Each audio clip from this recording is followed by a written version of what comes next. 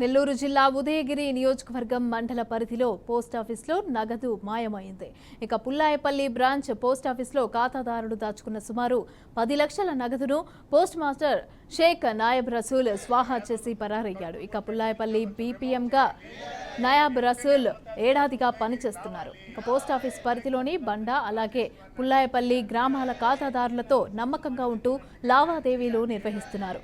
Pan card కోసం నగదు పొదుపు చేసే ఖాతాదారుల నుంచి నగదు విత్డ్రా ఫాములపైన సంతకాలు తీసుకున్నారు. వాటి ఆధారంగానే పొదుపు చేసుకున్న ఆర్టీ నగదు తీసుకొని పరారయ్యారు. ఇక ఇలా 10 లక్షల వరకు ఉంటుందని అంటున్నారు. గత నెల 27వ తేదీ నుంచి విధులకు రాకపోవడంతో sub post master Udayagiri postal inspector Sai కృష్ణకు సమాచారం ఇచ్చారు.